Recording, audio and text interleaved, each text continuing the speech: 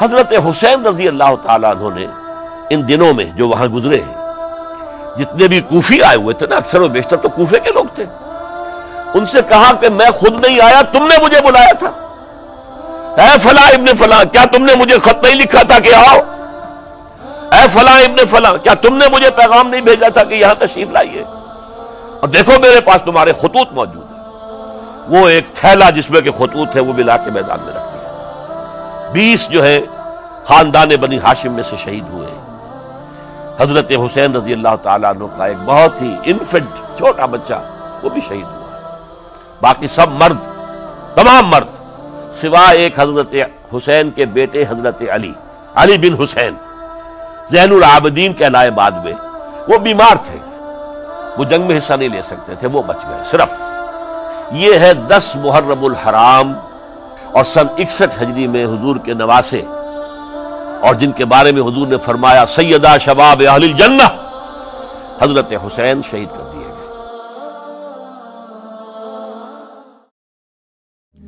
کوفہ چونکہ حضرت حسین کے پاس پیغام آ رہے تھے کوفے سے، چونکہ کوفے کو حضرت علی نے دارالخلافہ بنا لیا تھا، اور وہاں سمجھا جاتا تھا کہ حضرت علی کے ہمدرد اور حضرت شیعان علی جنہیں ہم کہیں، ان کے ساتھی ہم خیال یہ لوگ ہیں کثرت کے ساتھ، اور وہاں سے اب خطوط کا تانتا شروع ہو گیا، آپ یہاں آئیے، ہم بےتاب ہیں، آپ کا استقبال کریں گے، آپ کے ہاتھ پر بیعت کریں گے، تاکہ یہ جو قیصر و کسریٰ کی سنت شروع ہو رہی ہے اس کو روکا جا سکے۔ وہ تانتا بندھا ہوا ہے خطوط کا۔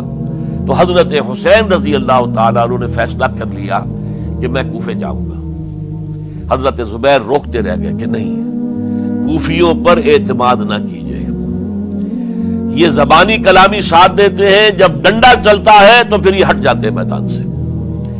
اور حضرت حسین رضی اللہ تعالیٰ عنہ بامروت انسان، شریف النفس انسان، کیسے ممکن تھا غیرت مند غیور انسان وہ کیسے ان کی بات کو رد کر دیتا؟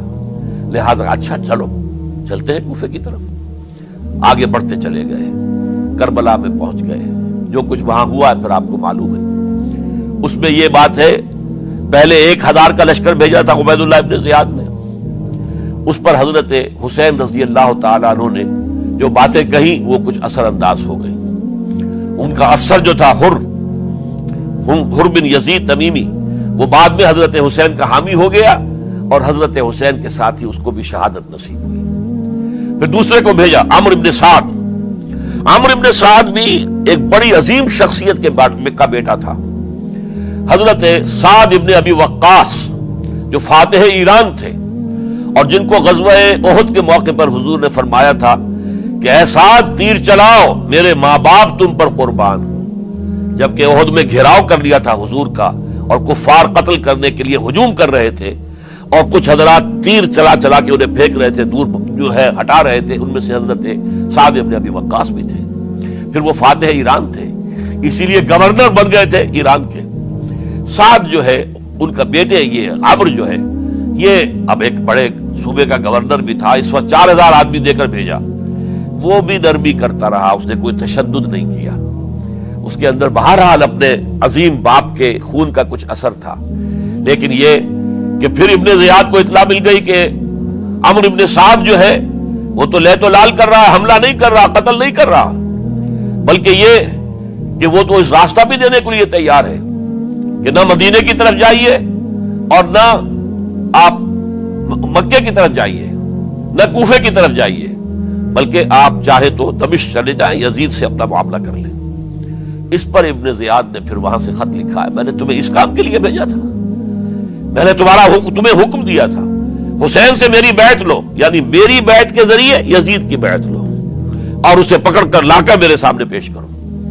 لہذا پھر اس نے ایک بہت خونخوار شخص کو زیادہ فوج دے کر بھیجا ہے، اور وہ جو ہے اس نے آ کر جو ہے شمر نے پھر اس نے فیصلہ کن معاملہ کیا۔ حضرت حسین رضی اللہ تعالیٰ عنہ نے ان دنوں میں جو وہاں گزرے ہیں، جتنے بھی کوفی آئے ہوئے تھے نا، اکثر و بیشتر تو کوفے کے لوگ تھے، ان سے کہا کہ میں خود نہیں آیا، تم نے مجھے بلایا تھا، اے فلاں ابن فلاں کیا تم نے مجھے خط نہیں لکھا تھا کہ آؤ؟ اے فلاں ابن فلاں کیا تم نے مجھے پیغام نہیں بھیجا تھا کہ یہاں تشریف لائیے؟ اور دیکھو میرے پاس تمہارے خطوط موجود ہیں. وہ ایک تھیلا جس میں کہ خطوط ہے وہ بھی لا کے میدان میں رکھ دیا. یہ حضرت حسین رضی اللہ تعالیٰ عنہ کی شرافت اور اپنی صاف دلی. کوئی اس کے اندر عیاری نہیں تھی ان کے اندر، معاذ اللہ ثم معاذ اللہ. لیکن یہ کہ اس کا نتیجہ اچھا نہیں نکلا. نتیجہ کیا نکلا؟ اب انہیں پتا چل گیا کوفیوں کو، اگر اب حسین زندہ دمشق پہنچ گئے یزید کے پاس تو یہ ہم سب کا بھاڑا پھوڑ دیں گے، ہماری شامت آ جائے گی. لہذا اب تو کسی صورت انہیں زندہ نہیں رہنے دینا. یہ ایک بڑا اہم واقعہ نوٹ کر لیجیے اس کو. اس لیے کہ حضرت حسین نے ایک ایک کا نام لے کر، اے فلاں ابن فلاں، اے فلاں ابن فلاں، اے فلاں ابن فلاں، کیا تم نے خط نہیں لکھا تھا؟ کیا تمہارا پیغام نہیں تھا؟ اب انہوں نے دیکھا کہ یہ بہانہ اگر یزید کے ہاں جا کر پھوڑ دیا گیا تو پھر ہماری خیر نہیں ہوگی. یہی وجہ ہے حضرت حسین کو شہید کرنے کے بعد، یہ نوٹ کر لیجئے، 72 آدمی تھے کل، جس کو کہہ لیں لشکر حضرت حسین کا رضی اللہ تعالیٰ عنہ. ان میں سے 20 خاندان بنی ہاشم کے چشم و چراغ تھے. وہ بڑی بہادری سے لڑے، بڑی بہادری سے لڑے، ایک ایک نے لڑ کر جان دی ہے. بہت سو کو مارا ہے. یقاتلون فی سبیل اللہ فیقتلون ویقتلون، قتل کر بھی رہے تھے، قتل ہو بھی رہے تھے، ایک ایک کر کے قتل ہو رہے تھے، شہید ہو رہے تھے. 20 جو ہے خاندان بنی ہاشم میں سے شہید ہوئے. حضرت حسین رضی اللہ تعالیٰ عنہ کا ایک بہت ہی انفنٹ چھوٹا بچہ وہ بھی شہید ہوا ہے. باقی سب مرد، تمام مرد، سوائے ایک حضرت حسین کے بیٹے حضرت علی بن حسین زین العابدین کہلائے بعد میں. وہ بیمار تھے، وہ جنگ میں حصہ نہیں لے سکتے تھے، وہ بچ گئے صرف. اچھا، حضرت حسین شہید ہو گئے. یہ ہے 10 محرم الحرام سن 61 ہجری. کیا مطلب ہے؟